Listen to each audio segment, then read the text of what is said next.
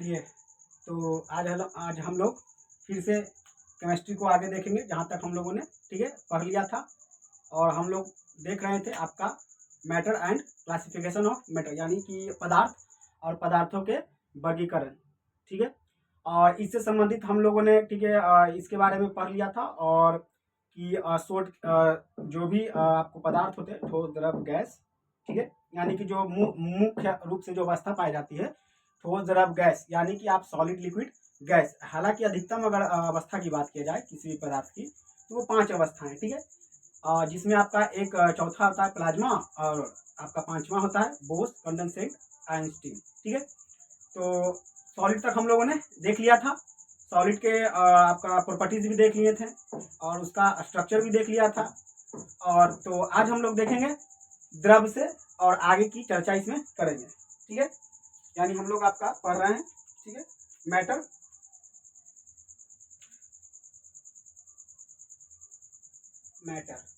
ठीक है ना, यानी पदार्थ और पदार्थों के वर्गीकरण। इसमें देखिए हम लोग ने सॉलिड का बात कर लिया था। आज हम लोग देखेंगे लिक्विड से, यानी कि द्रव। ठीक है, देखिए पिछले सेशन में, यानी कि पिछले भाग में आपने सॉलिड का जो भी प्रॉपर्टी देख लिया है। तो सॉलिड अगर अच्छे से आपको समझ में आया होगा तो ठीक है, लिक्विड आपको समझने में किसी भी तरह का कोई दिक्कत नहीं होगा। और गैस जब बताएंगे तो समझिए, आप जब सॉलिड समझ जाइएगा, लिक्विड समझ जाइएगा, तो गैस आपको अपने आप याद हो जाएगा। समझ में आ रहा है? देखिए कैसे, देखिए सबसे पहले अगर लिक्विड की बात करें तो सबसे पहले देखेंगे कि लिक्विड अगर बना हुआ है, ठीक है ना, तो उसमें जो सूक्ष्म कण है, यानी कि जो मॉलिक्यूल्स है, ठीक है ना, उनकी अवस्थाएं कैसी है उनकी। तो देखिएगा कि हम लोगों ने ठीक है ना, जहाँ सॉलिड की बात किए थे तो उनके जो मॉलिक्यूल्स थे काफी पास पास थे, काफी पास पास थे। लेकिन आपका जो द्रव्य होगा उसके जो मॉलिक्यूल्स होंगे वो दूर दूर होंगे। दूर दूर होंगे कहने का मतलब है कि सॉलिड के मुकाबले दूर होंगे, यानी सॉलिड के तुलना में क्या होंगे, इनके मॉलिक्यूल्स दूर दूर होंगे। ठीक है, यानी देखिए इनके मॉलिक्यूल्स क्या है, दूर दूर है। यानी जिस ये सूक्ष्म कणों से बना हुआ है, ठीक है ना, उस सूक्ष्म कण आपस में क्या है, दूर दूर है। यानी कह सकते हैं कि इसमें आपका ठीक है ना इंटर मॉलिक्यूलर स्पेस, स्पेस क्या है, ज्यादा है। स्पेस क्या है, ज्यादा है। किसके कंपेयर में,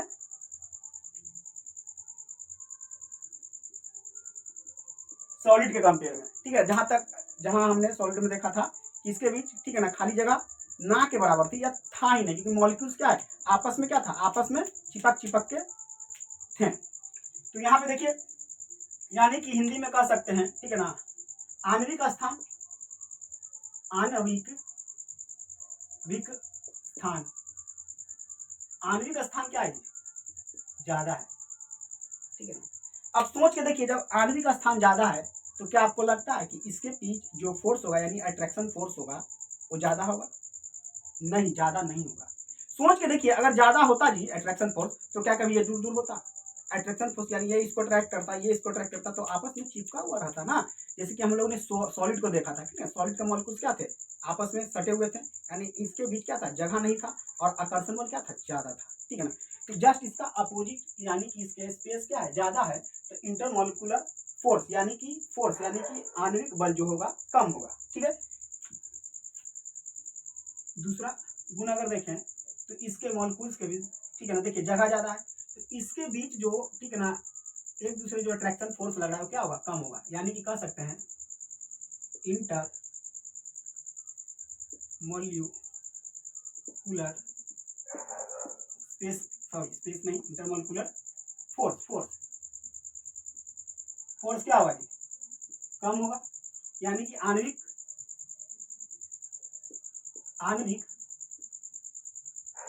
आकर्षण बल, आकर्षण बल इसमें क्या है, कम है। ठीक है ना, क्या होगा, आकर्षण बल कम होगा।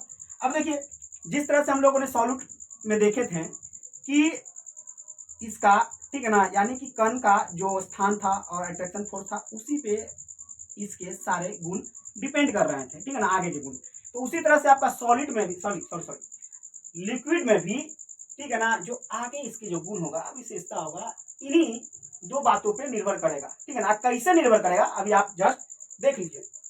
तो इसमें देखिएगा कि आपको पता है, ठीक है ना, कि इसकी अगर विशेषता की बात करें, प्रॉपर्टी की बात करें, तो इसका आकार यानी कि लिक्विड का जो आकार होता है, आकार यानी कि शेप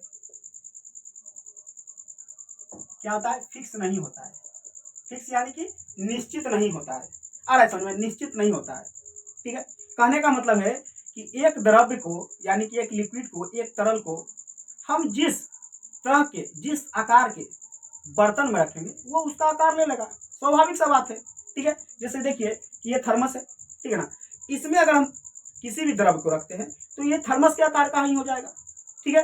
अगर मान लीजिए कि एक गिलास होता, ठीक है, अगर इसमें हम किसी भी लिक्विड को रखते तो ये इसी का आकार का हो जाता, सीधा सा बात है।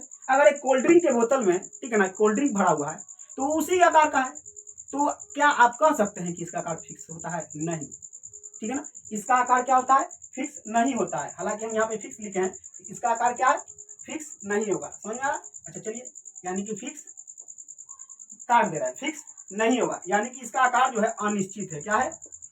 अनिश्चित, अनिश्चित है, ठीक है। लेकिन उसका अगर हम वॉल्यूम की बात करें, यानी कि उसके आयतन की बात करें, तो इसका आयतन क्या है, निश्चित होता है। इसका आयतन क्या होता है, निश्चित होता है। दूसरा पॉइंट अगर देखेंगे तो इनका जो आयतन होता है, आयतन, ठीक है ना, आयतन मतलब वॉल्यूम, वॉल्यूम क्या होता है, फिक्स होता है। अब आयतन कहने का मतलब जी कि लंबाई गुने चौड़ाई गुने ऊंचाई, ठीक है।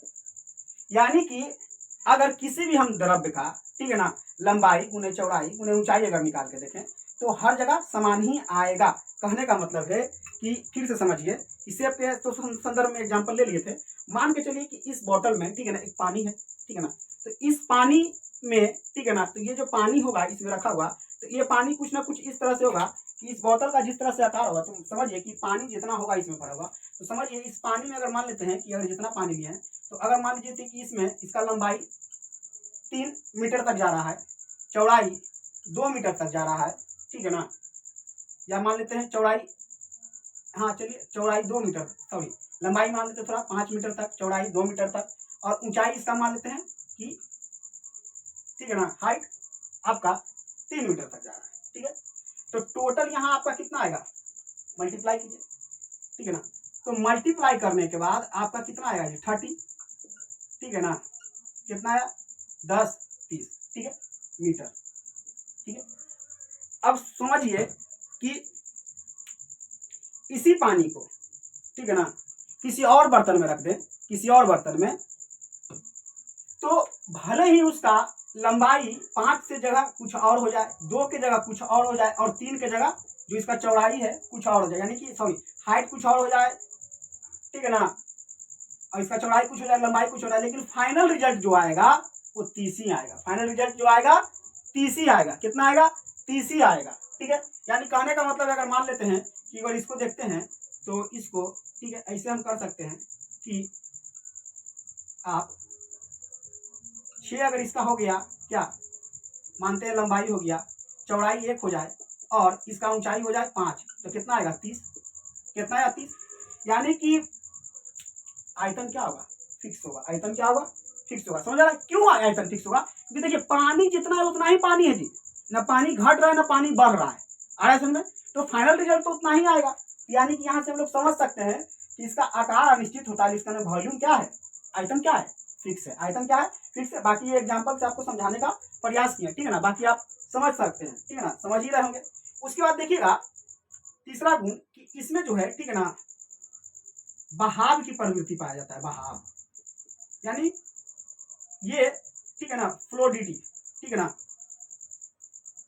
फ्लोडिटी यानी इसमें बहाव की प्रवृत्ति पाया जाता है, ठीक है ना। अब जैसे देखते होंगे कि पानी अगर कोई ठोस गिरा हुआ है अगर सॉलिड, तो वो वही रहेगा, लेकिन पानी जैसे गिरता है तो वो जिधर ढाल होता है उधर की ओर क्या होता है, पानी बहने लगता है, पानी बहने लगता है, यानी उसमें कैसा प्रवृत्ति है, फ्लूइडिटी की प्रवृत्ति है। अब देखिए वो प्रवृत्ति उसमें आया कहाँ से, तो वो प्रवृत्ति आया उसमें इसके, ठीक है ना, क्योंकि देखिए यही से आया है, क्योंकि देखिए इसके ठीक है ना, जो मॉलिक्यूल्स था इसके बीच फोर्स क्या आएगी, कम है, क्या है, फोर्स कम है। अब जब फोर्स कम है तो आप ही बताइए कि इसके बीच फोर्स कम है, तो ये एक दूसरे के बीच अट्रैक्शन फोर्स कम लग रहा है, तो ये आराम से क्या होगा, बह सकता है, क्या हो सकता है, बह सकता है। लेकिन वही सॉलिड में देखिएगा एक दूसरे के एकदम कस के जकड़े हुए था, समझ में आ रहा है कि नहीं, तो वो बह नहीं रहा था। तो यहाँ पे देखिए इसमें फ्लूइडिटी का गुण पाया जाएगा, ठीक है ना, क्या पाया जाएगा, फ्लूइडिटी का इसमें गुण पाया जाएगा। उसके बाद देखिएगा इसमें आपका, ठीक है ना, डिफ्यूजन यानी कि मिश्रण का भी, मिलने का भी गुण पाया जाएगा, यानी यह मिश्रित हो सकता है, यानी कि घुल मिल सकता है, घुल मिलने की प्रवृत्ति, ठोस में घुलने मिलने की प्रवृत्ति नहीं होता है, लेकिन इसमें हो सकता है। अब इसमें घुलने मिलने की प्रवृत्ति क्यों होगा, यही सब समझिए, क्योंकि इसमें देखिए इसके बीच क्या है, खाली जगह है, तो इस खाली जगह में कोई और भी तरल का या और भी कोई चीज का मॉलिक्यूल्स इसमें एडजस्ट हो सकता है कि नहीं, एकदम हो सकता है, ठीक है, एकदम हो जाएगा। तो इसमें बोलिए, इसमें इसी कारण इसमें क्या है, घुलने मिलने की प्रवृत्ति पाया जाता है, ठीक है ना। आप एक सॉलिड में कोई चीज घोल के देखिए क्या घुलेगा, लेकिन तरल में कोई चीज घुल जाता है, क्यों, क्योंकि तरल में ऑलरेडी पहले से स्पेस है, और जब पहले से स्पेस है तो अपने आप में किसी और को भी समाहित कर सकता है। जैसे एक कमरे में, ठीक है ना, एक कमरे में 10 लोग, मतलब कि अगर ज्यादा घना अगर डेंसिटी में रह सकते हैं तो 10 लोग रह सकते हैं, ठीक है, सोच के देखिए। लेकिन उस कमरे में आपका, ठीक है ना, 5 व्यक्ति है, तो उसमें और 5 व्यक्ति एडजस्ट हो सकता है कि नहीं, आराम से हो सकता है। उसी तरह यहाँ समझिए, तो इसमें क्या है, मिश्रण का गुण, यानी कि, ठीक है ना, किसी भी चीज को, ठीक है ना, मिश्रित अपने आप में कर लेता है, ठीक है। उसके बाद आप देखिए कि इसमें बाष्पीकरण का गुण पाया जाता है, इसमें क्या होगा, वेपोरेशन का गुण पाया जाएगा, बाष्पीकरण, बाष्पीकरण, बाष्पीकरण का गुण पाया जाएगा। अब बाष्पीकरण आप समझ रहे हैं कि क्या है, बाष्पीकरण कहने का मतलब है कि आप देखिएगा गर्मी के दिनों में, ठीक है ना, पानी अगर छत पे या कहीं भी ऐसे खुले में है, थोड़ा सा अगर पानी है, तो देखिएगा धूप पड़ने से क्या होता है, पानी घट जा रहा है, तो पानी गया कहाँ, तो पानी वेपर बन के उड़ जाता है, पानी वेपर बन के यानी कि बाष्प बन के क्या होता है, हीट के कारण उड़ जाता है, ठीक है। असल में तरल पदार्थ, ठीक है ना, अब कुछ तो जैसे ज्वलनशील पदार्थ है जो ईंधन टाइप को, तो बहुत ज्यादा, जैसे देखिए पेट्रोलियम में गया तो ठीक है ना, वो गैसीय रूप में बहुत जल्दी कन्वर्ट होकर उड़ जा रहा है। अब देखिए इसमें होता क्या है, तो जो बाष्पीकरण होता है ना, वो सतह से होता है। कहने का मतलब है कि अगर ये पानी है, ठीक है ना, इसमें पानी भरा हुआ है, तो हर जगह से बाष्पीकरण नहीं होगा जी, ठीक है, क्योंकि देखिए ये सन है, ठीक है, तो ये सनलाइट, इस पे क्या हुआ, इसमें सनलाइट हुआ, तो सनलाइट होता है तो पानी का ऊपर लेयर क्या होगा, गर्म होगा, पानी का ऊपर लेयर क्या होगा, गर्म होगा, और पानी बहुत गहराई में है, तो नीचे जाते जाते पानी क्या मिलेगा, ठंडा मिलेगा, तो गर्म तो ऊपर वाला पानी होगा जी। तो बाष्पीकरण भी कहाँ होगा, ऊपर वाले लेयर में, ऊपर वाले लेयर में, समझ में आ रहा है कि नहीं, यानी कि बाष्पीकरण क्या होगा, ऊपरी लेयर में होगा, किसी भी तरल में बाष्पीकरण क्या होगा, ऊपरी तरल में होगा, ठीक है ना। तो इसमें क्या होगा, बाष्पीकरण का गुण पाया जाएगा, ठीक है। अभी तक हम लोगों ने कितना, 5 गुण देखा, ठीक है ना, एक बार देख लीजिए, ठीक है ना। इसका आकार क्या होता है, निश्चित, अनिश्चित होता है, यानी कि निश्चित नहीं होता है। आयतन क्या होता है, निश्चित होता है, बहाव की प्रवृत्ति पाया जाता है, फ्लूइडिटी पाया जाता है, ठीक है ना। आपका इसमें डिफ्यूजन का गुण पाया जाता है, यानी कि मिश्रण का गुण पाया जाता है, यानी कि मिलने का गुण पाया जाता है। फिर इसमें बाष्पीकरण का गुण पाया जाता है, यानी कि सतह से ऊपर होता है, ठीक है। तो ठीक है, लगभग आप देख लिया मुख्य रूप से, ठीक है ना, मुख्य रूप से ये आपका क्या है, लिक्विड का गुण है, यानी किसी भी, ठीक है, द्रव का गुण है। इधर गया जी, चलिए इधर गिर गया है, ठीक है। तो अब बाकी विशेष के लिए, ठीक है ना, आप कोई भी बुक पढ़ सकते हैं, ठीक है ना, इतना से आपका काम चल जाएगा। अब आते हैं गैस पर, ठीक है ना, अब क्या आते हैं कि गैस पर, ठीक है। अच्छा, इसमें एक और गुण समझिए, ठीक है ना, इसमें एक और गुण समझिए जो छूट रहा था, 6 नंबर, संपीडन, संपीडन, समझ में आ रहा है, संपीडन। देखिए ठोस में बताए थे कि संपीडन होता ही नहीं है, आ रहा है में, तो इसमें भी आपका संपीडन का गुण नहीं पाया जाए, मतलब होता है एकदम ना के बराबर संपीडन होता है, ठीक है ना। संपीडन कहने का मतलब है कि उसके आयतन में बदलाव, यानी उसके अगर आयतन में बदलाव होगा तो संपीडित, ठीक है ना, हो रहा है, यानी कि आयतन अगर घट रहा है या कुछ भी हो रहा है तो संपीडित हो रहा है। लेकिन इसके पहले ही हम इसको बता दिए कि क्या है, इसका आयतन फिक्स होता है, इसका आयतन फिक्स होता है। तो सोच के देखिए इसमें संपीडन होगा, नहीं होगा। जिस तरह से सॉलिड में बताए थे कि सॉलिड का वॉल्यूम फिक्स होता है, तो उसमें भी संपीडन हम लोगों ने, ठीक है ना, नहीं देखे थे। संपीडन कहने का मतलब है कि दबने का गुण, दबने का गुण, ठीक है ना। जैसे मान लीजिए कि ये कोई सॉलिड है, ठीक है ना। तो इसको हम दबा रहे हैं, ठीक है ना, सामान्य तौर पे अगर दबाइएगा, ठीक है ना, अगर मान लीजिए कि अब इसको गर्म करके दबाएं तो बात अलग है। सामान्य तौर पे क्या दब रहा है, संपीड़ित हो रहा है, नहीं हो रहा है, ठीक है ना।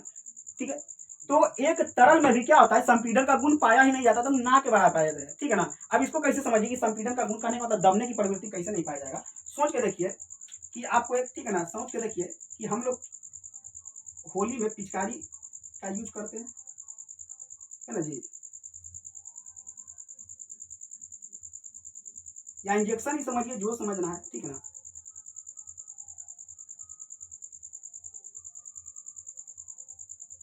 इस तरह से कुछ होता है। अब मान लीजिए कि यहां से इसमें क्या हम तरल भर लिए, क्या भर लिए, तरल भर लिए, एकदम पूरा भर लिए जी, क्या भर लिए, पूरा भर लिए।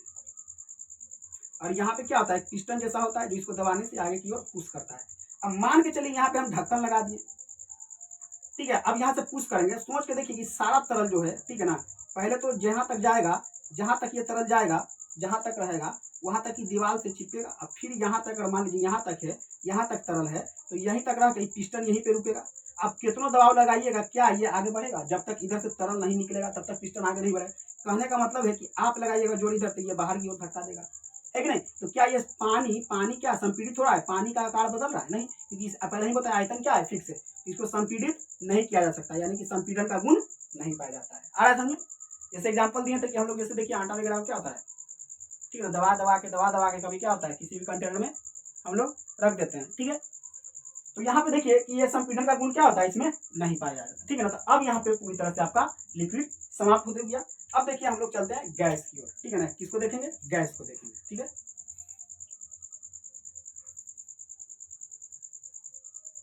चलिए गैस, अब देखिए दोनों अगर आप समझ गए तो गैस ऑटोमेटिक दिमाग में आ रहा होगा, है ना जी, ठीक है। पहले क्या उसका देखेंगे, उसी तरह से इसका स्ट्रक्चर देख लेते हैं, ठीक है ना।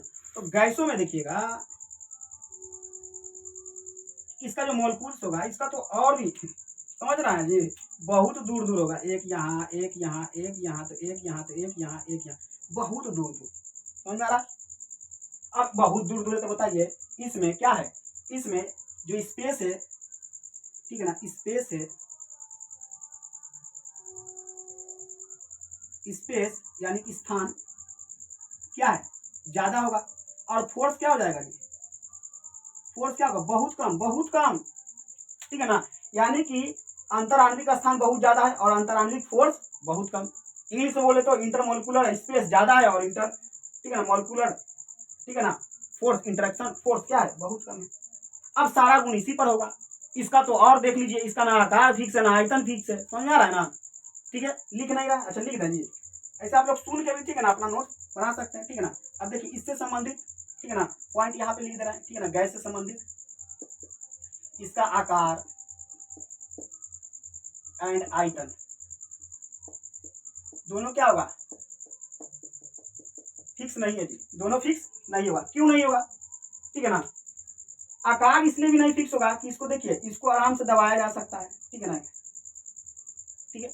अब गैस को भी उस, ठीक है ना, आकार इस गैस को भी देख लीजिए कि आप जिस सिलेंडर में रखिएगा उसी आकार का हो जाएगा, समझ में आ रहा है। एक बैलून में रखेंगे तो बैलून का आकार का हो जाएगा, एक सिलेंडर में रखेंगे तो सिलेंडर का आकार का हो जाएगा, तो उसका आकार फिक्स नहीं है। आयतन तो इसका एकदम फिक्स नहीं होगा, इसका आयतन भी फिक्स नहीं होगा, लेकिन लंबाई गुने चौड़ाई गुने ऊंचाई, ठीक है ना, कहीं कुछ और, कहीं कुछ और, कहीं कुछ और इसमें देख लीजिए, ठीक है ना। बाकी सब इसी पर गुण देख लेते हैं, ठीक है ना। जैसे हम लोगों ने देखे थे इसमें बहाव की प्रवृत्ति, फ्लोरिटी की पाया जाता है, ठीक है ना।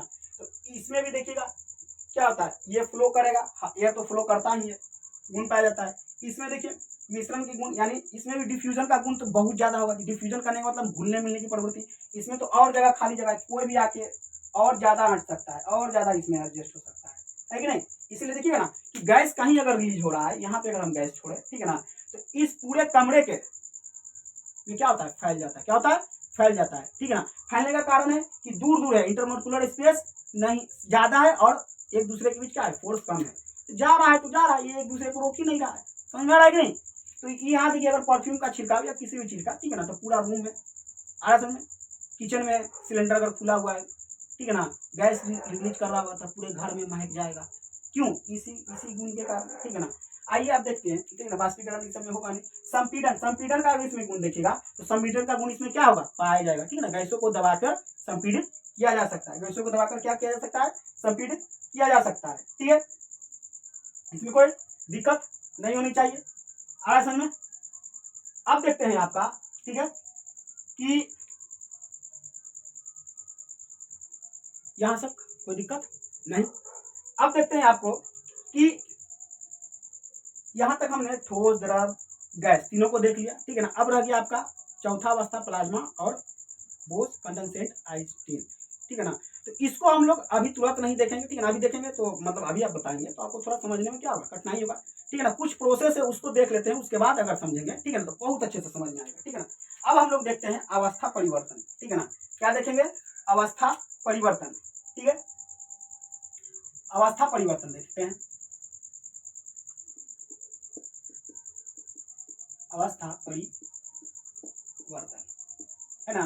अवस्था परिवर्तन कहने का मतलब है, ठीक है ना, आपका हम लोग देखेंगे, ठीक है ना, चेंज ऑफ स्टेट। क्या देखेंगे? Change of state. Change of state. Change of state कहने का मतलब हुआ जी कि अगर कोई ठोस है, ठीक है, तो उसको हम द्रव में बदल सकते हैं, और द्रव है तो गैस में बदल सकते हैं, है कि नहीं। उसी तरह से अगर गैस है द्रव में बदल सकते हैं, और द्रव है तो गैस में बदल सकते हैं। अब देखिए इसके लिए करना क्या होगा, ठीक है ना। इसके लिए करना क्या होगा, तो इसके लिए दो काम करना है, ठीक है ना। पहला इसमें होता है कि आपको हीट, ठीक है ना, हीट करने का मतलब है गर्म करना या कह सकते हैं उष्मा देना, उष्मा उष्मा देना। दूसरा कि ठंडा करना, ठीक है ना, ठंडा करना।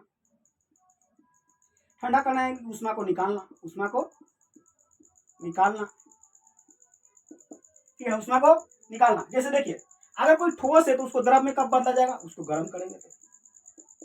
आ रहा है समझ कि नहीं, ठीक है ना। कोई भी ठोस है उसको हीट देंगे तो क्या होगा, द्रव में बदलेगा, गर्म होकर।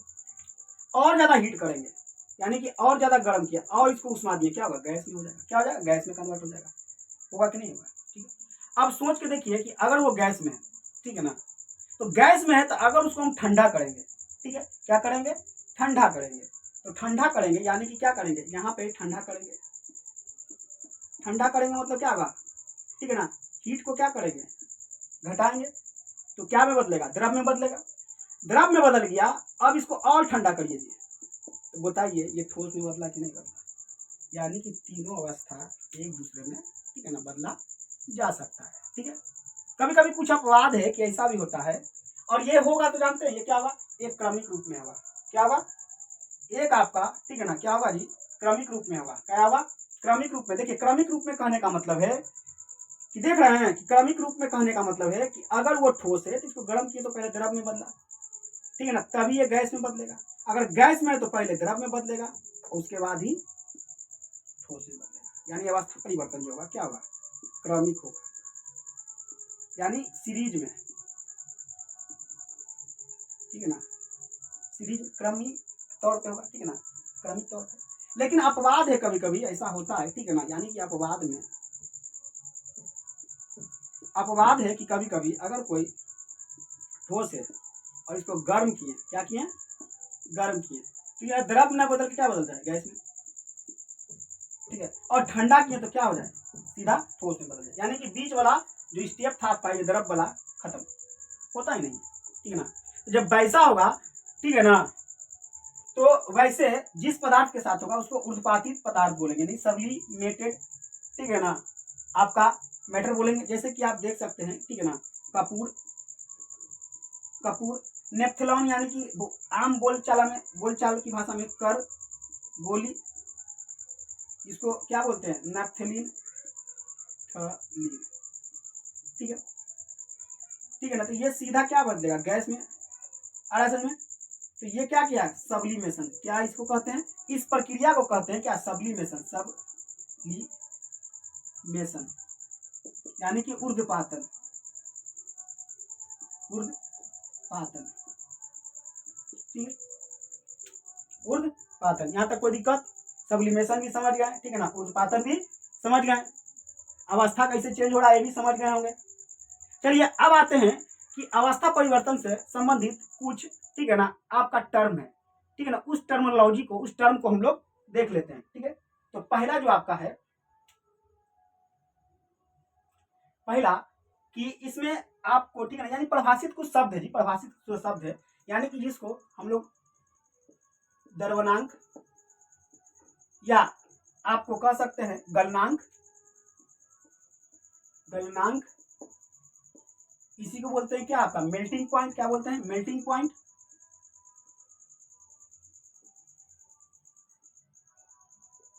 मेल्टिंग पॉइंट, ठीक है। देखिए शब्दों से ही समझ में आ रहा होगा जी, ठीक है ना, ये वाला से पकड़ रहे होंगे कि देखिए मेल्ट यानी कि पिघल रहा होगा, गलनांक यानी कि गल रहा होगा। अब सोच के देखिए कि कोई गलेगा कौन, पिघलेगा कौन, कौन का मतलब है कि ठोस, द्रव, गैस, इन दोनों में से गलेगा कौन, अरे तो गलेगा भाई ठोस।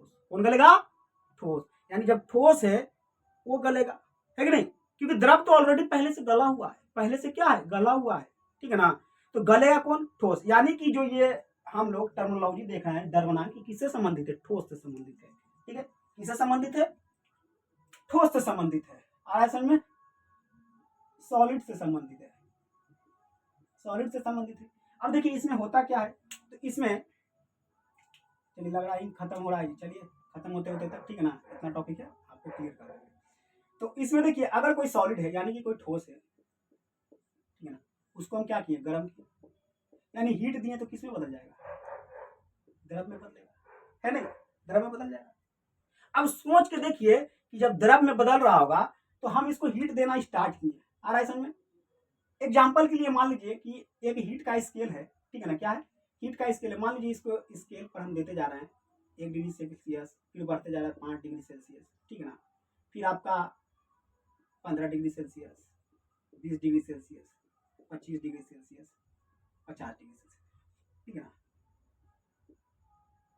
मान लीजिए कि 50 डिग्री यानी कि इससे पहले 49 डिग्री सेल्सियस तक ये अभी क्या था, ठोस ही था, क्या था, ठोस ही था।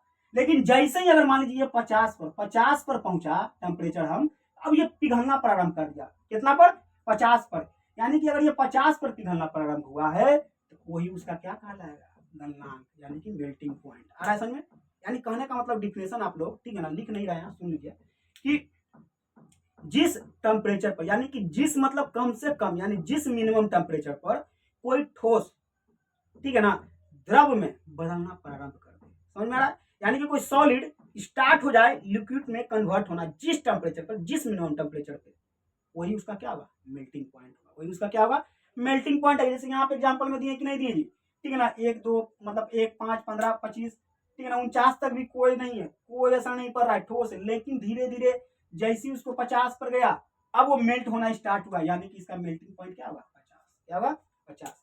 कहने का मतलब है कि सभी पदार्थों का मेल्टिंग पॉइंट फिक्स नहीं होता है, असल में सभी अलग अलग पदार्थों का मेल्टिंग पॉइंट क्या होता है, अलग होता है, असल में।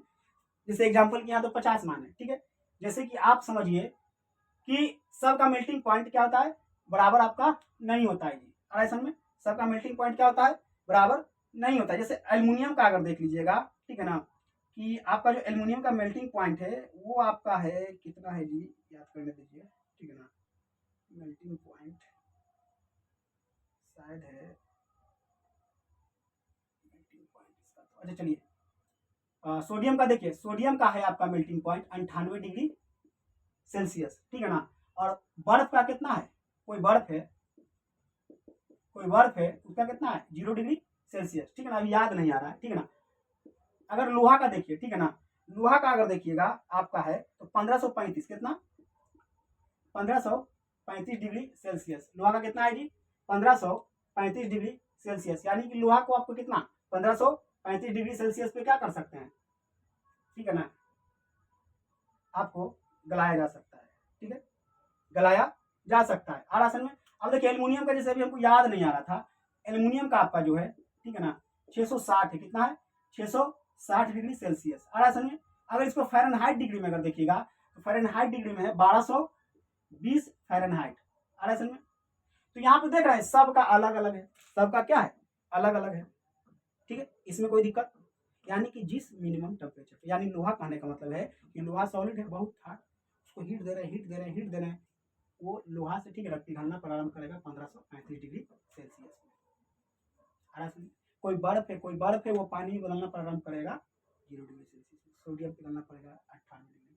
एल्युमिनियम में ठोस एल्युमिनियम को गर्म कर रहे हैं 660 डिग्री सेल्सियस जब उसको देंगे तो क्या होगा जी, लिक्विड में बदलना प्रारंभ हो जाएगा। क्या हो जाएगा, प्रारंभ हो जाएगा। ठीक है, अब आइए हम लोग देखते हैं जो अगला टर्म है, ठीक है ना, फ्रीजिंग पॉइंट।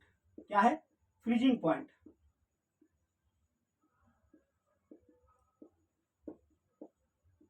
फ्रीजिंग पॉइंट कहने का मतलब है आपका, ठीक है ना, हिमांक बिंदु, या इसको बोलते हैं, ठीक है ना, आपका, हाँ वही हिमांक बिंदु, या ठीक है ना, जमने वाला हिमांक बिंदु, ठीक है ना, हिमांक बिंदु। अगर मान लीजिए कभी कभी बोर्ड पे लिखा हुआ ना समझ में आए तो आप सुन रहे हैं, सुन के भी लिख सकते हैं। ठीक है, अब आइए देखिए हिमांक बिंदु, यानी कि अब देखिए हिमांक बिंदु कहने का मतलब है कि जमेगा कौन, ठोस तो जमेगा नहीं, वो तो पहले से जमा हुआ है, द्रव जमेगा। कौन जमेगा, द्रव जमेगा। यानी कि ये जो टर्म लो, ये जो टर्म है ये किससे संबंधित है, द्रव से संबंधित है। जिस तरह से आपका वो जो संबंधित था किससे, सॉलिड से, तो ये किससे संबंधित है, लिक्विड से। ठीक है ना, यानी कि द्रव से संबंधित है। और द्रव से कहने का मतलब है कि देखिए अगर कोई द्रव है, ठीक है, अब कोई द्रव है तो इसको हम ठंडा करें, क्या करें, ठंडा करें, यानी कि इसमें से ऊष्मा को निकालें, तो ये क्या होगा, ठोस में बदलेगा कि नहीं बदलेगा, बदलेगा ना जी। जैसे पानी है, ठीक है ना, अब जैसे हम एक गिलास या बोतल में पानी को आप फ्रिज में रख दीजिए, ठीक है, धीरे धीरे क्या होगा, जो पानी का जो ऊष्मा होगा वो निकल जाएगा। ठीक है, वो धीरे धीरे क्या चाहिए, बदलेगा, बर्फ में बदलेगा। तो उसी तरह इसका भी है कि देखिए जिस टेम्परेचर पे, ठीक है ना, जिस टेम्परेचर पे ऐसा होना प्रारंभ हुआ, अगर कोई पानी है, कोई अगर तरल है, तो जिस टेम्परेचर पे जाके, यानी कि टेम्परेचर कम कर रहे हैं, कम कर रहे हैं, कम कर रहे हैं, कम कर रहे हैं, जहां पे जाके वो ठोस में बदलना प्रारंभ कर दे, वो उसका क्या हो जाएगा, फ्रीजिंग पॉइंट। क्या हो जाएगा, वो उसका फ्रीजिंग पॉइंट आए, यानी कि हिमांक बिंदु। क्या हो जाएगा, हिमांक बिंदु। ठीक है ना, यानी कि अगर लिखना चाहें तो इसका डिफिनेशन अगर, ठीक है, लिख दे रहे हैं कि जिस, ठीक है ना, यानी कि न्यूनतम, ठीक है, यानी कि मिनिमम टेम्परेचर पर कोई ठोस द्रव में बदलना प्रारंभ करता है तो उस टेम्परेचर को उस पदार्थ का, यानी उस तरल पदार्थ का क्या कहते हैं, फ्रीजिंग पॉइंट कहते हैं। क्या कहते हैं, फ्रीजिंग पॉइंट कहते हैं। अब देखिए उस तरल पदार्थ का इसलिए लगा दिए हम, उस तरल पदार्थ का, कि जरूरी नहीं कि सबका फ्रीजिंग पॉइंट समान ही हो। जिस तरह से सभी सॉलिड का, ठीक है ना, आपका बॉइलिंग नहीं, ठीक है, आपका मेल्टिंग पॉइंट सेम नहीं था, उसी तरह सबका आपका फ्रीजिंग पॉइंट भी समान नहीं होगा। ठीक है, यहां तक कोई दिक्कत। अब देखिए कि किसी भी पदार्थ का, अगर मान लीजिए कि जिस पदार्थ का, यानी एक ही पदार्थ का जितना आपका मेल्टिंग पॉइंट होगा उतना ही आपका क्या होगा, फ्रीजिंग पॉइंट होगा, उतना ही फ्रीजिंग पॉइंट होगा जी। जैसे समझिए कि कोई पानी है, ठीक है, ये पानी पहले क्या है, बर्फ है, यानी कि क्रिस्टल फॉर्म में, ठीक है, बर्फ। अब इस बर्फ से क्या बनेगा, मान लीजिए इसको हम टेम्परेचर दिए तो क्या बना, कोई बर्तन में ये पानी बन गया, ठीक है ना, इसको क्या किया, गर्म। ठीक है, तो मान लीजिए कि पहले ये बर्फ में है तो इसका जो टेम्परेचर होगा वो माइनस में होगा, यानी माइनस में कुछ भी हो, यानी कि 0 से क्या होगा, माइनस में होगा, टेम्परेचर इसका क्या होगा, माइनस में होगा। और ऐसे तो जैसे इसको हीट हम दिए, यानी कि हीट देंगे तो टेम्परेचर प्लस में जाते जाते जाते, यानी जैसे जब माइनस खत्म होगा तो कहाँ पर आएगा, स्केल। ठीक है ना, मान लीजिए कि ये जो बर्फ है तो तो ये बर्फ हम दे देते हैं, मान लेते हैं कि अभी, ठीक है ना, माइनस आपका 20 डिग्री पे है, फिर आया माइनस 10 डिग्री, फिर माइनस 5 डिग्री, फिर माइनस 4 डिग्री, माइनस 3 डिग्री, घट रहा है मान लीजिए माइनस 2 डिग्री, फिर मानते जैसे 0 डिग्री आएगा तो 0 डिग्री के बाद से जो क्या होगा कि ये बर्फ, ठीक है ना, कन्वर्ट होना स्टार्ट कर देगा किसमें, जल में। किसमें? जल में। आ रहा है समझ? क्या करेगा? जल में। और उसी तरह से अगर ये पहले से जल में है, ठीक है ना, इसको अगर हम ठंडा करें, क्या करें? ठंडा करें, ठीक है, पहले से जल में है तो ठंडा करें। मान लीजिए कि जल में है तो मान लीजिए थोड़ा सा गर्म ही पानी है, तो इसको ठंडा करें। तो ठंडा करने का मतलब कि प्लस में होगा, तो मान लीजिए कि इसका जो टेम्परेचर होगा, ठीक है ना, 20 प्लस में, तो घटते घटते घटते घटते जैसे ही 0 पर आएगा, ठीक है ना, तो 0 पर आएगा तो अब ये बदलना कहाँ स्टार्ट करेगा? बर्फ में। समझ में आ रहा है? क्या करेगा? बर्फ में करेगा। आ रहा है समझ में? यानी कहने का मतलब है कि 0 डिग्री क्या है? दोनों तरफ से आ रहा है, ठीक है, दोनों तरफ से। कहने का मतलब है कि जो 0 डिग्री बीच में आ रहा था, अगर इधर से जा रहा है तो यहां पहुंच के ये लिक्विड में बदलने लगा। अगर उधर से आ रहा है लिक्विड से, ठीक है, इधर सॉलिड था, अगर इधर से आ रहा है लिक्विड से तो यहां पे आके क्या होता है? सॉलिड में बदलना प्रारंभ करता है। और वो पॉइंट क्या है? 0 डिग्री। क्या है? 0 डिग्री। आ रहा है समझ में? तो जिस तरह से पानी का 0 डिग्री है, उसी तरह सभी का होगा। कहने का मतलब है अगर लोहा 1535 डिग्री पे पिघल रहा था तो ये 1535 डिग्री पे जमना भी स्टार्ट हो जाएगा। कि अगर मान लीजिए पहले से पिघला हुआ लोहा है, जो उसका हीट निकाल रहे हैं, अब 1535 पे आके क्या होगा? जमना प्रारंभ होगा। उसी तरह देखिए आपका, ठीक है ना, सोडियम 98 डिग्री पे आके जिस तरह से वहां से द्रव बनना स्टार्ट हुआ था, तो यहाँ से सॉलिड में भी बदलना प्रारंभ हो जाएगा जी। एल्युमिनियम का भी स्थिति उसी तरह से होगा। आ रहा है समझ में? अब देखिए इसको हम कह सकते हैं एक तरह से, एक और टर्म इसमें हम यूज कर सकते हैं जिसको बोलते हैं क्रिटिकल टेम्परेचर, यानी क्रांतिक ताप। क्रांतिक ताप यानी कि एक थिन लाइन, ठीक है, एकदम क्रिटिकल कंडीशन, इधर गया तो बदल जाएगा, उधर गया तो बदल गया। जैसे हम लोग आम चाल बोलचाल की भाषा में कहते हैं ना, अगर मान लीजिए कोई बीमार है जी, हॉस्पिटल में भर्ती है, तो बोलेगा आईसीयू में भर्ती है जी, तो बोलेगा कंडीशन कैसा है? तो बोला बड़ा क्रिटिकल कंडीशन है। क्रिटिकल कंडीशन कहने का मतलब है कि वो जिंदगी और मौत के बीच में झूल रहा है, एकदम थिन लाइन है। समझ में आ रहा है? यानी डॉक्टर ही बोल रहा है हम प्रयास करेंगे, बच भी सकता है, मर भी सकता है। यानी जिसको हम क्रिटिकल लाइन, समझा? जैसे क्रिटिकल लाइन कहने का मतलब है कि देखिए अगर ये 0 डिग्री है, ठीक है ना, तो ये इस तरह से है, तो ये इधर से आ रहा होगा और ये इधर से आ रहा होगा, ठीक है ना।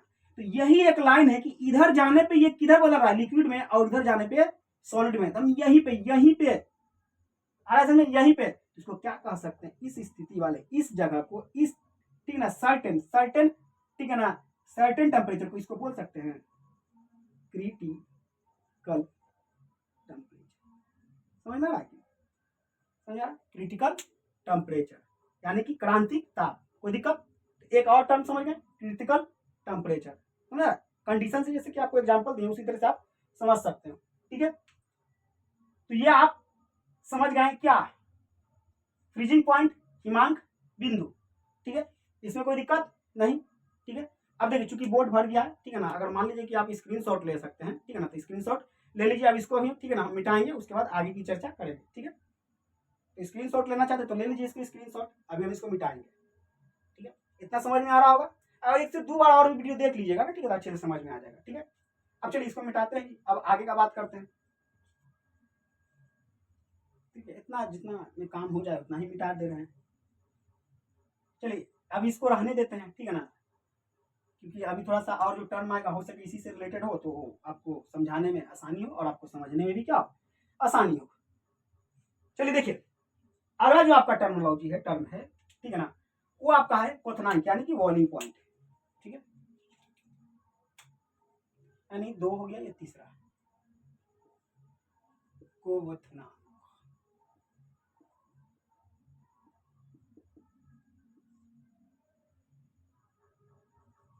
यानी कि इंग्लिश में बोलते हैं इसको बॉइलिंग पॉइंट। बॉइलिंग पॉइंट, ठीक है। अब देखिए बॉइलिंग पॉइंट से समझ में आ रहा होगा बॉयल होना, उबलना, ठीक है ना, बॉयल होना, उबलना, ठीक है। तो यानी इसमें क्या होता होगा कि बॉइलिंग पॉइंट में कोई लिक्विड होता होगा जी, यानी पहले से क्या क्या है, कोई द्रव है। अब इसको हम क्या करेंगे, गर्म करेंगे, तो किस में बदलेगा, गैस में, या कह सकते हैं वाष्प में। वाष्प में इसके लिए क्या करना होगा, इसको हमको गर्म करना होगा। गर्म करना होगा यानी कि उष्मा देना होगा। क्या होगा, उष्मा देना होगा। ठीक है, इसका भी सेम उसी तरह समझिए। ठीक है ना, कि अगर कोई द्रव है, और ऐसे में अगर कोई द्रव है, इसको टेम्परेचर दे रहा है, दे रहा है, दे रहा है, दे रहा है, दे रहा है, दे रहा है, दे रहा है, दे रहा है, दे रहा है, दे रहा है, जिस टेम्परेचर पे जाके जैसी गैस में वाष्प में बदलना प्रारंभ हो जाएगा, ठीक है ना, इस तरह से उड़ेगा, वाष्प में बदलना प्रारंभ होगा, जिस टेम्परेचर पे होगा वो उस द्रव का क्या कहलाएगा, क्वथनांक बिंदु, यानी कि बॉइलिंग पॉइंट। समझ में आ रहा है कि नहीं आ रहा है? जैसे पानी का, ठीक है ना, बॉइलिंग पॉइंट कितना होता है, 100 डिग्री सेल्सियस। कितना होता है, 100 डिग्री सेल्सियस, यानी कि पानी जो है, ठीक है ना, समझ में, उबाल उबाल उबाल मारना आपको 100 डिग्री सेल्सियस। ठीक है, तो इसका डेफिनेशन समझ रहे हैं? आ रहा है समझ? यहाँ जो लिखे थे उसी तरह से आप सुन के लिख सकते हैं। आ रहा है समझ कि जिस न्यूनतम टेम्परेचर पे कोई द्रव गैस में बदलना प्रारंभ हो, यानी कि पास में बदलना प्रारंभ हो, वो जिस टेम्परेचर पे होता है वो उसका क्या कहलाएगा, बॉइलिंग पॉइंट कहलाएगा। कोई दिक्कत? चलिए, कोई दिक्कत नहीं होगा, ठीक है ना। बाकी आप देखिए, बाकी आप कमेंट बॉक्स में, ठीक है ना, सजेशन दे सकते हैं, ठीक है ना, आपको, ठीक है ना, ये वीडियो कैसा लग रहा है, ये सेशन कैसा लग रहा है, समझ में आ रहा है कि नहीं आ रहा है। अगर समझ में आ रहा है तो और इसको और बेहतर कैसे करें, और अगर मान लीजिए कि कहीं कहीं, ठीक है ना, आपको समझ में नहीं आ रहा है तो वो भी आप, ठीक है ना, इस चीज़ में आप अपना राय दे सकते हैं कि आने वाला वीडियो, ठीक है ना, उसी आधार पर, ठीक है ना, आपके फीडबैक के आधार पर और हम अच्छा से अच्छा, ठीक है ना, आपके सामने, ठीक है ना, प्रस्तुत करने का प्रयास करेंगे ताकि आपको और अच्छे से अच्छे समझ में आए। ठीक है, जैसे कि अगर मान लीजिए आपका कमेंट आएगा तो हमको लगेगा कि ठीक है ना, आपको कुछ टर्म में यहाँ पे दिक्कत हो रहा है, तो और आपका कुछ आसान सा एग्जाम्पल से आपको उसको कंपेयर करके, ठीक है ना, हम समझाने का प्रयास करेंगे। ठीक है, तो इसके लिए क्या कीजिएगा, आप कमेंट जरूर कीजिएगा। आ रहा है समझ? तो चलिए अगला हम लोग देख लेते हैं। जो अगला आपका है, ठीक है ना, वो है आपका कंडेंसेशन। ठीक है ना, फोर्थ क्या है, संघनन। संघनन यानी कि इसको बोलते हैं कंडेंसेशन। क्या बोलते हैं, कंडेंसेशन यानी कंडेंसेट। आया समझ? अब देखिए, कंडेंसेट में यानी अभी लोग, हम लोगों ने कहाँ तक देख लिया है, ठीक है ना, किसी भी ठोस को द्रव में बदलना, ठीक है ना, देख लिया कि अगर ठोस से द्रव में बदल रहा है तो मेल्टिंग पॉइंट। आया समझ में? और अगर द्रव से ठोस में बदल रहा है तो फ्रीजिंग पॉइंट। आया समझ में? उसके बाद अगर द्रव वाष्प या गैस में बदल रहा है तो अभी जस्ट देखे क्या, बॉइलिंग पॉइंट। अब सोच के देखिए वो कौन बच रहा होगा, एक वो ई बच रहा होगा कि अगर गैस यानी वाष्प है तो उसको द्रव में बदले तो क्या होगा। ठीक है, देखिए वही आपका संघनन, कि अगर कोई गैस है यानी कि वाष्प रूप में है, वेपर रूप में है, अगर वो बदल जाए किस में, द्रव में, द्रव में, ठीक है ना, यानी कि लिक्विड में, तो इसके लिए क्या करना होगा, तो इसके लिए हमको ठंडा करना होगा। क्या होगा, ठंडा करना होगा, यानी कि उष्मा को क्या होगा, निकालना होगा। उष्मा को क्या होगा, निकालना होगा। तो ये जिस टेम्परेचर पे होगा वो उसका संघनन बिंदु कहलाएगा। समझ में आ रहा? जैसे देखिए कि कहीं अगर पानी उबाल रहे हैं, ठीक है ना, ठीक है ना, मान लीजिए कुकर, कुकर देखें, कुकर ही, तो उसमें मान लीजिए सीटी की जगह, ठीक है ना, सीटी निकाल के उसमें जो एक छिद्र होता है जिसमें सीटी होता है उसमें पाइप लगा, अब उस पाइप से वाष्प जा रहा हो, ठीक है ना, अब देखिए वाष्प जा रहा है, वो वाष्प हम कहीं इकट्ठा कर रहे हैं, ठीक है, अब उस वाष्प से क्या करेंगे, हम टेम्परेचर उसको ठंडा करेंगे, यानी उसमें टेम्परेचर निकालेंगे। तो देखिए उसमें जैसे ही हम टेम्परेचर को निकालेंगे, यानी उसमें टेम्परेचर कम करेंगे, उष्मा को निकालेंगे, तो जिस टेम्परेचर पे वो वाष्प पुनः पानी में बदलेगा, जिस टेम्परेचर पे, वो उसका क्या कहलाएगा, कंडेंसेट बिंदु कहलाएगा, कंडेंसेशन बिंदु कहलाएगा। कोई दिक्कत? ठीक है ना, तो चारों टर्म में कोई दिक्कत नहीं हुआ होगा, डिफिनेशन भी अच्छे से समझ में आ रहा होगा। अब देखिए जिस तरह से हम देखे थे कि किसी भी पदार्थ का, अगर एक ही पदार्थ का अगर इसका बॉइलिंग पॉइंट अगर सेम है तो उसका फ्रीजिंग पॉइंट भी सेम होगा। उसी तरह अगर समझिए कि अगर इस पदार्थ का आपका, ठीक है, इस पदार्थ का अगर आपका बॉइलिंग पॉइंट अगर समझ, यानी कि यहाँ पे अगर देखिए, अगर पहले फिर से समझिए, अगर इसका मेल्टिंग पॉइंट जितना है उतना ही उसका क्या होगा, फ्रीजिंग पॉइंट होगा, जैसे यहाँ हम लोग समझे थे। उसी तरह अगर किसी भी अगर पदार्थ का, मान लीजिए इसी पदार्थ का जितना बॉइलिंग पॉइंट होगा उतना ही क्या होगा, कंडेंसेट पॉइंट होगा। जैसे समझिए इसको कि अगर, ठीक है, कि कोई द्रव यानी कि कोई शॉर्ट में लिख रहे हैं कोई लिक्विड जिस टेम्परेचर पे किसमें बदल रहा होगा, वेपर यानी कि गैस में, ठीक है, और ऐसा अगर मान लीजिए कि ये जा रहा होगा जी, ठीक है ना, अगर ये पानी है, ठीक है ना, तो ये मान लीजिए 100 डिग्री पे वेपर में बदल रहा होगा, कितने पे, 100 डिग्री पे, ठीक है। तो इधर से जाने पे ये 100 डिग्री में क्या होगा, बदलना प्रारंभ करेगा वेपर में। तो सोच के देखिए उधर से भी अगर वेपर में अगर इसको निकालते जाएंगे उष्मा, तो अगर मान लीजिए 100 से ज्यादा होगा उष्मा, तो निकालते जाएंगे तो 100 पर आएगा, तो यहाँ से फिर द्रव में बदलना प्रारंभ हो जाएगा कि नहीं हो जाएगा। तो इसी को क्या बोलेंगे, यानी कह सकते हैं कि, ठीक है ना, इसका किसी भी पदार्थ का, यानी सबका पदार्थ नहीं, एक ही का, अब ये ना कि इसका, ठीक है ना, जिसका अगर, ठीक है ना, एक ही पदार्थ का, ठीक है ना, इसका अगर सोच के देखिए कि अगर ये मान लीजिए पानी है, ठीक है, तो पानी का आपका जितना आपका बॉइलिंग पॉइंट होगा संघनन बिंदु उतना ही होगा, लेकिन सबका नहीं, सिर्फ पानी का बोल रहे हैं, ठीक है, यानी कि किसी एक ही पदार्थ का। तो अभी जैसे यहाँ पे क्रिटिकल टेम्परेचर के बारे में बोले थे कि नहीं, तो वहां भी इस तरह से कंडीशन आया कि नहीं आएगा, ठीक है, आ रहा समझ में। तो अगर मान लीजिए एग्जाम में अगर क्वेश्चन पूछ दे कि किसी भी, ठीक है ना, पदार्थ का आपका बॉइलिंग पॉइंट इतना है, उसका कंडेंसेशन बिंदु कितना होगा, तो उतना ही होगा। अगर बोल दे कि मेल्टिंग पॉइंट, ठीक है ना, अगर इतना है, उसका फ्रीजिंग पॉइंट कितना होगा, उतना ही होगा, है कि नहीं, ठीक है। तो यानी कि चारों टर्म आपको आई थिंक क्लियर हो गया होगा, है कि नहीं जी, ठीक है। अब देखिए इकट्ठे अगर देख लेते हैं, ठीक है, इकट्ठे देख लेते हैं कि अगर ये सॉलिड था, शॉर्ट में निकला है, लिक्विड है और ये गैस है, ठीक है। अगर कोई सॉलिड से लिक्विड में बदल रहा था, इसको क्या बोले थे, मेल्टिंग पॉइंट, क्या बोले थे, मेल्ट हो रहा है जी, एमपी, ठीक है।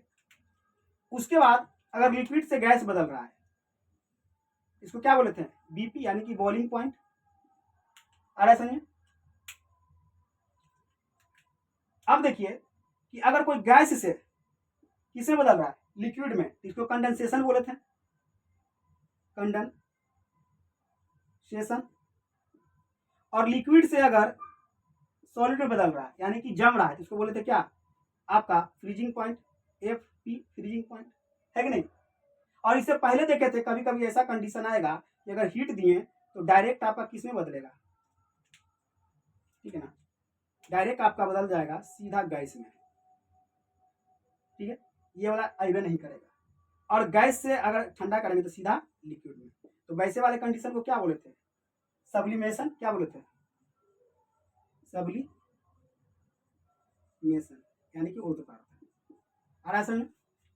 यहां से देखिए आपको एक टर्म, 2, 3, 4 और ये 5, क्लियर है जी, समझ में आ रहा है, ठीक है ना। अब आइए कि अब हम लोग समझेंगे, ठीक है ना, अब हम लोग पदार्थ के जब चौथे और पांचवें अवस्था को समझेंगे तब आपको अच्छे से समझ में आएगा, ठीक है। यानी सॉलिड, लिक्विड, गैस, तीनों तो समझ, यानी पदार्थ का मुख्य रूप से अगर क्वेश्चन आ जाए कि पदार्थ का मुख्य रूप से कितने अवस्थाएं होते हैं, आप आंसर 3 लगाइएगा। अगर बोल दे कि अधिकतम, अधिकतम कितना होता है, तो अधिकतम में आपका प्लाज्मा और, ठीक है ना, बोस, कंडेंसेंट, ठीक है ना, आइंस्टीन भी आ जाएगा, तो वो 5 हो जाएगा। अब आप लोग समझ पाइएगा, ठीक है ना, क्या अवस्था, चौथा और पांचवा अवस्था, ठीक है। अब इसको अब पूरा बिठा दे रहा है, ठीक है ना, इसको इसलिए छोड़े थे कि आपको टर्म समझाएंगे तो इसी से संबंधित आएगा। अब चलिए, ठीक है ना, अब चलिए पहले स्क्रीनशॉट अगर लेना चाहते तो ले लीजिए, ठीक है। अब आइए, अब हम लोग पदार्थ के चौथा एवं पांचवी अवस्था की ओर अग्रसर होते हैं, यानी कि अब उसको समझने का प्रयास करते हैं।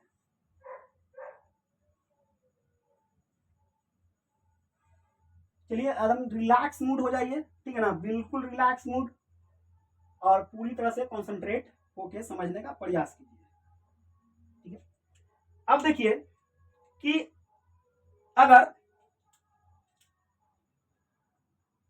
अगर कोई आपका, ठीक है, क्या है, ठोस है, इसको गर्म किया जी, क्या बना, द्रव, चलिए द्रव बना। अब इसको और गर्म किया जी, अभी जस्ट हम लोग क्या देखे थे, अगर और गर्म करेंगे तो गैस में बदलेगा।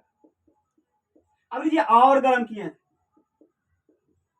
समझ आ रहा है, और गर्म किए, यानी कि गैस में बदल गया, फिर भी गर्म करना नहीं छोड़ रहे हैं, हीट दिए जा रहा है, दिए जा रहा है, दिए जा रहा है, समझ में आ रहा है कि नहीं, हीट देना बंद नहीं किया। अब देखिए अब क्या होगा जी, अब क्या होगा, कहने का मतलब है कि ठोस था तो द्रव में बदल गया, द्रव था तो गैस में बदल गया, अब गैस से क्या होगा, देखिए अब होगा ये कि जैसे कि गैस का जो पहले से अणु दूर दूर था, ये अब और दूर जाएगा। अब चूंकि इसमें हीट इतना हुआ है, हीट इतना हुआ है कि ये सब क्या होगा, ऊर्जावान हो जाएगा, यानी बहुत ऊर्जा हो जाएगा। और इसके कण इधर उधर तितर बितर बिखर जाएंगे और टूट फूट जाएगा जी, समझ जाएगा, टूट फूट जाएगा। और इतना ज्यादा एनर्जी होगा कि ये बदलेगा किसमें, चार्ज में, यानी आयन में बदल जाएगा। किसमें, आयन में। आ रहा समझ में, किसमें बदलेगा, आयन में बदलेगा और टूट फूट जाएगा। इसका कण बहुत ऊर्जावान हो जाएगा और इतना ऊर्जावान हो जाएगा कि इतना एनर्जी आएगा, एकदम चमकेगा, चमकेगा, एकदम चमकीला। आ रहा समझ में, ठीक है, यानी कि ये चमकीला हो जाएगा। और जब ऐसा हो जाएगा तो इसी अवस्था को बोला जाता है प्लाज्मा अवस्था। आ रहा समझ में, जब ऐसा हो जाएगा, आयन में कन्वर्ट हो जाएगा। आयन में कहने का मतलब है कि जैसे अगर मान लीजिए नॉर्मल सोडियम है, तो ठीक है ना, सोडियम में अब इस पे इलेक्ट्रॉन अगर निकल गया जी तो प्लस में आ जाएगा। अगर क्लोरीन है तो इसमें इलेक्ट्रॉन गेन करेगा तो ये क्या होगा, माइनस। इस तरह के अगर चार्ज में कन्वर्ट हो गया और चमकीला हो गया तब ये कहला जाएगा प्लाज्मा। क्या कहलाएगा, प्लाज्मा अवस्था। और यही अवस्था क्या है, ठोस का चौथा अवस्था है। आ रहा है समझ, चौथा अवस्था। अब देखिए प्लाज्मा अवस्था के बारे में पहले बताया कौन, यानी इसके बारे में पहले समझाया कौन, बताया कौन, देखा कौन। देखिए उस वैज्ञानिक का नाम है William Crick's. William William crux या क्रिक्स, इसी तरह से कुछ नाम है, ठीक है ना। जिस साल ये खोजा था वो साल था आपका, ठीक है ना, 1879। आ रहा है समझ में, 1879। और एक और चीज समझिए, हमारे यूनिवर्स में जितना जितना पदार्थ है वो सब 90% से यानी अधिकतम क्या है, प्लाज्मा अवस्था में। समझे, यूनिवर्स में प्लाज्मा अवस्था में भी, जैसे आपका, यानी आपका मतलब हमारा सूर्य हो गया, ठीक है ना, या कोई चंद्रमा या अन्य कोई ग्रह, सब क्या है, सब प्लाज्मा अवस्था में। समझ, सब प्लाज्मा अवस्था में। तो प्लाज्मा अवस्था समझ गए कि अगर कोई ठोस है उसको गर्म करते हैं, द्रव में गैस में और हीट देते हैं, और हीट देते हैं, इतना हीट देते गए, इतना हीट देते गए तो उसका कण और ज्यादा ऊर्जावान हो जाए और चमकीला हो जाए और कण एक दूसरे से दूर दूर तितर बितर हो जाए और चमकने लगे, तो कैसा अवस्था में आ जाएगा, प्लाज्मा अवस्था। कोई दिक्कत, अब जस्ट इसका उल्टा समझिए। उल्टा कहने का मतलब है कि अगर मान लीजिए कि गैस है, ठीक है ना, अब इसको हम ठंडा किए जी, क्या किए, ठंडा। ठंडा किए तो क्या बदलेगा, द्रव में। अब लीजिए और ठंडा किए, क्या बदला, ठोस में। अब लीजिए इसको और ठंडा किए, और ठंडा किए, ठीक है ना। अब क्या होगा, अब क्या होगा, अब देखिए होगा ये कि और ज्यादा ठंडा करेंगे, और ज्यादा ठंडा, यानी कि कितना ठंडा। अरे कितना कहने का मतलब है कि आप, ठीक है ना, आप देखिए थर्मोडायनेमिक के हिसाब से, यानी कि माइनस 273 डिग्री सेल्सियस, यानी कि इसको कह सकते हैं क्या आप, ठीक है ना, 273 डिग्री सेल्सियस, यानी सॉरी 273 डिग्री केल्विन और 0 डिग्री, नहीं नहीं नहीं, 273 डिग्री सेल्सियस यानी 0 केल्विन, 0 केल्विन। तो थर्मोडायनेमिक के हिसाब से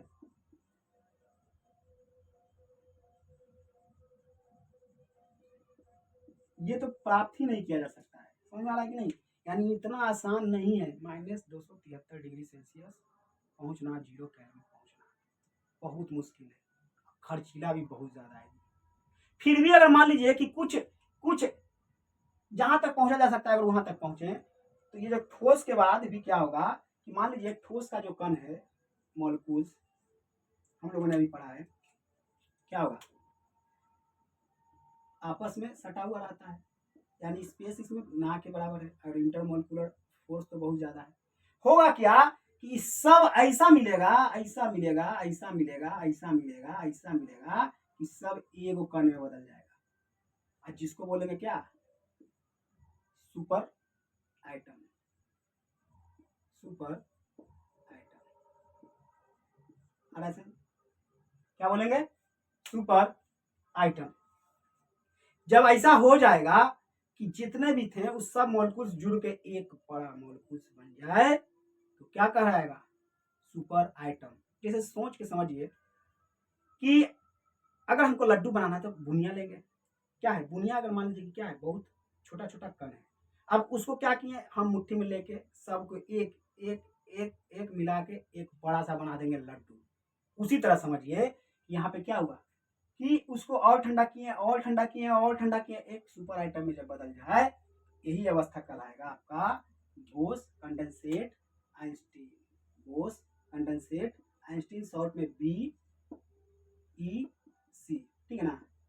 अब देखिए जो बोस, कंडेंसेट और आइंस्टीन, ये शब्द का मतलब समझिए, ठीक है ना। बोस जो है हमारे भारतीय वैज्ञानिक सत्येंद्र नाथ बोस से संबंधित है, सत्येंद्र नाथ बोस। और ये आपको अल्बर्ट आइंस्टीन, अल्बर्ट वर्ट, ठीक है ना, आइंस्टाइन, आइंस्टाइन यानी अल्बर्ट आइंस्टीन या आइंस्टाइन। और ठीक है, यानी बोस आपका, चलिए कि बोस कंडेंसेट आइंस्टीन, ठीक है। और कंडेंसेट का मतलब हुआ,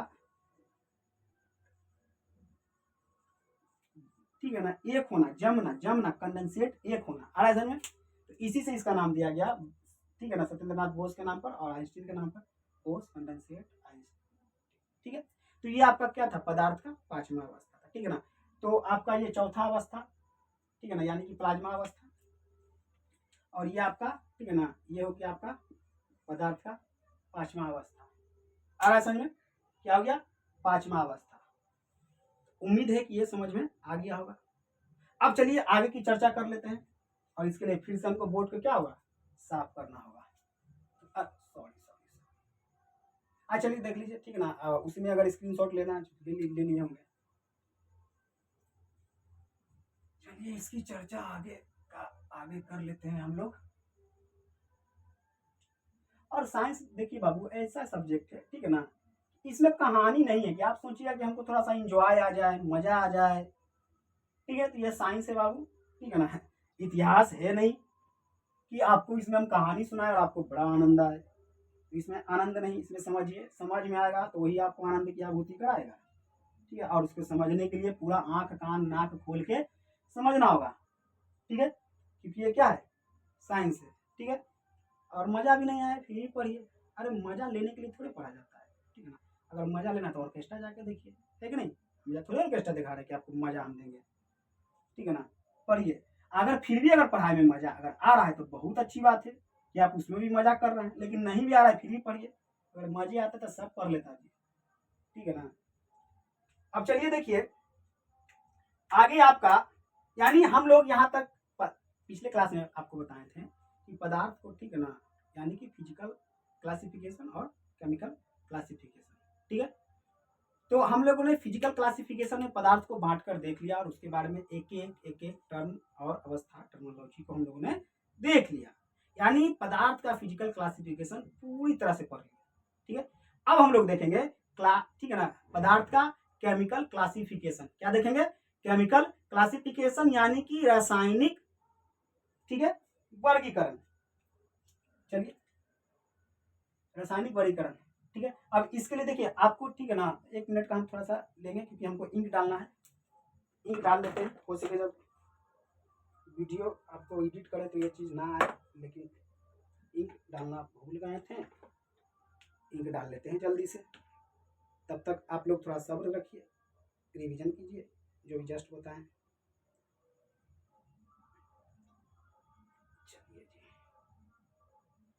चलिए इंक डालनी है,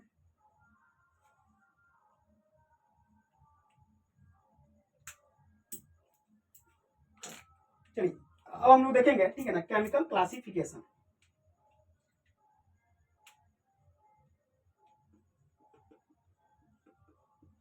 केमिकल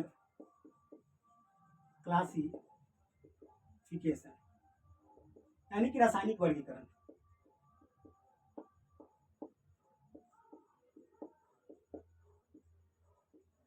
अब देखिए रासायनिक वर्गीकरण है क्या। तो पिछले क्लास में हमने चर्चा किया था थोड़ा सा, ठीक है ना, कि रासायनिक में होगा कि हम लोग जैसे भौतिक और वर्गीकरण में किसी पदार्थ का रंग रूप देखकर यानी आकार वगैरह देखकर वर्गीकरण करेंगे तो वो कहलाएगा। लेकिन अगर मान लीजिए कि उसके गुणों पर हम जाएंगे, ठीक ना, उनके लक्षणों पर जाएंगे, तो उसके लिए हमको जानना होगा केमिकल, ठीक है ना, क्लासिफिकेशन, यानी इसको कहेंगे केमिकल क्लासिफिकेशन, ठीक है। यानी कि इसको हम जानने के लिए लैब में ही जाए, यानी कि प्रयोगशाला, प्रयोगशाला यानी कि लेबोरेटरी, ठीक है। अब इसमें हमको किसी भी पदार्थ का रासायनिक गुण पता चलेगा। रासायनिक गुण कहने का मतलब है पदार्थ अगर किसी, ठीक है ना, सूक्ष्म कण से बना हुआ है, यानी कि एटम से बना हुआ है, परमाणु से बना हुआ है, तो ये अन्य पदार्थों के परमाणु से किस तरह से रिएक्ट करता है, ठीक है ना, रिएक्ट करने के बाद क्या बनाता है, उसमें क्या चेंजेस आती है और खुद अपने आप में क्या बदलाव करता है। तो ये सब जो गुण देखेंगे वो आपका किस में आ जाएगा, ठीक है ना, केमिकल क्लासिफिकेशन। आ रहा समझे, किस में आएगा, केमिकल क्लासिफिकेशन, ठीक है। अब देखिए केमिकल क्लासिफिकेशन के आधार पे में गुणों के आधार पे हम पदार्थ को, ठीक है ना, दो भागों में वर्गीकृत कर सकते हैं। कितने भागों में जी, दो भागों में। चलिए आइए देखते हैं कि वो दो भाग क्या है। तो जो दो भागों में हम लोग वर्गीकृत करेंगे, यानी कि गुण के आधार पे, ठीक है ना, प्रॉपर्टीज के आधार पे दो भागों में हम लोग इसको बांट सकते हैं। पहला है शुद्ध यानी कि प्योर, और दूसरा है अशुद्ध यानी इम्प्योर, ठीक है। अब दोनों में थोड़ा समझिए, ठीक है ना। अशुद्ध और शुद्ध कहने का मतलब वो नहीं समझिए जो हम लोग व्यवहारिक जीवन में, ठीक है ना, यूज करते हैं, ठीक है ना, है कि नहीं, समझ में आ रहा। जैसे हम लोग कहते हैं कि दूध शुद्ध है, पूजा पाठ में यूज करते हैं, ये शुद्ध है, ये पवित्र है। तो यहाँ पे साइंस में हम वैसे को शुद्ध, ठीक है ना, तो वैसे आधार पे शुद्ध और अशुद्ध नहीं मानते, ठीक है। तो देखिए शुद्ध में आपका आ जाएगा तत्व यानी कि एलिमेंट, एलिमेंट तत्व, और क्या आ जाएगा कंपाउंड यानी कि यौगिक, आ रहा है समझ। और देखिए तत्व क्या है, एलिमेंट क्या है, यानी कि एलिमेंट और कंपाउंड क्या है, अभी आपको आगे समझाएंगे, ठीक है ना, तो इसके लिए घबराइएगा नहीं, ठीक है, अभी समझाएंगे। बस इतना याद रखिए कि शुद्ध में क्या आएगा, एलिमेंट और कंपाउंड, और अशुद्ध में क्या आएगा, मिश्रण, क्या आएगा, मिश्रण यानी कि मिक्सचर, मिश्रण, ठीक है ना। इस पे देखिए ना, इस पे बहुत सारा क्वेश्चन भी आपको, बहुत सारा क्वेश्चन भी करेंगे, ठीक है ना। यानी कि जैसे हम लोग देखे थे कि शुद्ध, हम लोग जैसे कि बोलचाल की भाषा में दूध को शुद्ध मानते हैं, पूजा पाठ में इस्तेमाल करते हैं। तो दूध देखिए ना, दूध ना तत्व नहीं, वो मिश्रण है, यानी दूध में बहुत सारा अवयव मिला हुआ है, मिश्रण है, मिश्रण। जैसे हम कोई पानी लाए, ठीक है ना, उस पानी में चीनी भी है, नमक भी है, आपका देख लीजिए अगर रेत भी है, क्या कहलाएगा, मिश्रण। तब पानी देखिए शुद्ध रह पाएगा नहीं, पानी क्या हो जाएगा, अशुद्ध हो जाएगा, पानी क्या हो जाएगा, अशुद्ध हो जाएगा, समझ में आ रहा है। यानी पानी में जो चीज रहना चाहिए उसके अलावा और कोई चीज है क्या है, अशुद्ध है। आ रहा है समझ में कि नहीं। तो ठीक है, मिश्रण क्या हो जाएगा, अशुद्ध हो जाएगा, ठीक है ना। और आपका एलिमेंट्स, कंपाउंड, ये सब क्या होगा, प्योर में आ जाएगा, किसमें आएगा, प्योर में आएगा। आ रहा है समझ में। अब एक एक करके हम लोग देख लेंगे एलिमेंट्स को, कंपाउंड्स को और मिश्रण को, ठीक है। आ रहा है समझ में। जैसे फिजिकल क्लासिफिकेशन में हमने देखा था कि बांट सकते हैं ठोस, द्रव, गैस में, ठीक है। उसके बाद चौथा अवस्था प्लाज्मा, और पांचवा अवस्था, ठीक है ना, बोस, कंडेंसेट, आइंस्टीन, ठीक है ना। यानी या उसको कह सकते हैं बोस आइंस्टीन कंडेंसेट अवस्था, बोस आइंस्टीन कंडेंसेट अवस्था, ठीक है। अगर मान लीजिए बोलने में मिस्टेक हो गया तो आप लोग सही समझ लीजिएगा। आधा शुरू किया, ठीक है ना, हमने आपको, ठीक है, जैसे वीडियो जो शूट हुआ है आपका अभी इतना ही तक हुआ था, मतलब ये और ये, ठीक है ना, इसके बाद का इतना नहीं हो पाया। कारण है कि मोबाइल का स्टोरेज फुल हो चुका और वहाँ से वीडियो ऑटोमेटिक क्या हो गया, ऑफ हो गया, ठीक है। तो चूंकि हम तो पढ़ाते चले गए, पढ़ाते चले गए, बताते चले गए, और इतना बोर्ड पे लिख भी दिया, ठीक है ना। तो अब चलिए इस पे आगे हम अभी फिर से बता दे रहे हैं, लेकिन लिखना नहीं जा रहा है, जो लिखा हुआ है उसी में समझ लीजिए, ठीक है ना। यानी कि हमने देखा कि आपका सॉलिड का, ठीक है ना, आपका क्लासिफिकेशन देखा कि भौतिक क्लासिफिकेशन यानी फिजिकल क्लासिफिकेशन में ठोस, द्रव, गैस, प्लाज्मा, आपका ठोस, कंडेंसेट, आइंस्टीन, ठीक है ना, आइंस्टीन, ये सब के बारे में देखा, ठीक है। उसके बाद तो उसी तरह आपका पदार्थ के, ठीक है ना, केमिकल क्लासिफिकेशन में इसमें शुद्ध यानी प्योर, इम्प्योर के बारे में देखा। प्योर में आपका एलिमेंट्स आएगा, कंपाउंड्स आएगा, इम्प्योर में आपका मिक्सर आएगा, मिक्सर में उसको एक एक करके देखेंगे। तो एलिमेंट्स के बारे में, ठीक है ना, सबसे पहले देखते हैं, यानी कि तत्व के बारे में। तो देखिए तत्व जो होगा, ठीक है ना, लिख चुके हैं पहले ही, ठीक है ना, पढ़ा दिए थे लेकिन क्या करें, वीडियो ऑफ हो चुका तो सोचे क्या लिखा हुआ है तो बता ही देते हैं, इतना वीडियो खत्म नहीं करते हैं। देखिएगा इसमें कि तत्व जो है एक ही प्रकार के सूक्ष्म कणों से बना होगा जी। एक ही प्रकार के सूक्ष्म कहने का मतलब है कि उसमें एक ही प्रकार के आइटम रहेगा, यानी कि परमाणु होगा, ठीक है, से बना हुआ होगा, एक ही प्रकार के परमाणु से बना होगा। आ रहा है समझ में? कोई भी तत्व उसको कहेंगे जो एक ही प्रकार के सूक्ष्म कणों से बना होगा, समझ आ रहा है? यानी उसमें और किसी भी प्रकार का, दूसरे प्रकार का कोई सूक्ष्म कण नहीं होगा। जैसे समझिए अगर ये सोडियम है, इसमें सोडियम का ही परमाणु होगा, ओनली फॉर सोडियम का परमाणु। अगर ये आयरन है, लोहा, तो लोहा का ही होगा एलिमेंट, सूक्ष्म कण। इसमें ऑक्सीजन है तो ऑक्सीजन का ही रहेगा, कोई और नहीं रहेगा। क्लोरीन है तो क्लोरीन का ही रहेगा। लेकिन अगर सोच के देखिए कि अगर यहाँ पे हम एग्जाम्पल ले लेते हैं कि CO2, तो क्या ये तत्व होगा? नहीं होगा, क्योंकि देखिए क्योंकि इसमें कार्बन का भी है और ऑक्सीजन का भी है, तो ये तत्व नहीं होगा। सारा समझ, एलिमेंट नहीं होगा। तो ये होगा क्या, वो आगे हम देखेंगे, ठीक है ना। फिलहाल समझिए ये नहीं होगा। उसी तरह जल का भी देख लिए, काट चुके हैं पहले ही से। इसमें हाइड्रोजन भी है और ऑक्सीजन भी है। तो जल जो बना है हाइड्रोजन और ऑक्सीजन के से मेल से बना है, तो इसमें देखिए क्या होगा, सूक्ष्म कण एक ही प्रकार के नहीं रहा, तो ये भी आपका नहीं होगा, ठीक है। अब देखिए जो एलिमेंट्स है अभी तक कितने 118 प्रकार के एलिमेंट्स की खोज हो चुका है, ठीक है ना। कितने प्रकार? 118 प्रकार के एलिमेंट्स की खोज हो चुका है। और ये जो एलिमेंट्स है जो 118 प्रकार का, ये आपको तीनों अवस्था में पाया जा सकता है, ठोस, द्रव और गैस, तीनों अवस्था में पाया जा सकता है। और 118 जो तत्व है आपको याद करने की जरूरत नहीं है कि 118 तत्व कौन कौन है। आ रहा है समझ में? ठीक है ना। पहला और अंतिम याद रखेंगे, ठीक है, क्योंकि देखिए ज़्यादा याद करने से भी कोई फायदा है नहीं, एग्जाम में आपको पूछने वाला है नहीं। किसी भी गवर्नमेंट एग्जाम में इतना डिटेल में नहीं पूछेगा, जितना काम का उतना पढ़ लीजिए, ठीक है। ढेर होशियार बनने से क्या फायदा? ऐसे में बाबा थोड़े बनना है, जितना काम लायक है उतना ही पढ़िए, एग्जाम में लड़ गया बना लीजिए, सिलेक्शन हो गया, लाइफ सेटल हो गया, ठीक है ना, बस। और क्या, कंपटीशन में क्या पढ़ना है उससे ज़्यादा इंपॉर्टेंस है क्या छोड़ना भी है, ठीक है ना। पूरा एकदम पढ़ रहे हैं तो पढ़े जा रहे हैं। अब देखिए यहाँ पे तो पहला जो है आपका खोज हुआ वो हाइड्रोजन का है। पहला जो एलिमेंट्स क्या है, हाइड्रोजन है। और 118वां जो है आपका, ठीक है ना, ओगेनोसोन, एगोनेसोन, ठीक है ना, जिसको सिंबल है OG। अड़ासन में OG है, कोई दिक्कत? अब देखिए इसमें कि किसी भी तत्व को, एलिमेंट को हम लोग दिखाएंगे कैसे, यानी प्रदर्शित कैसे करेंगे, ठीक है।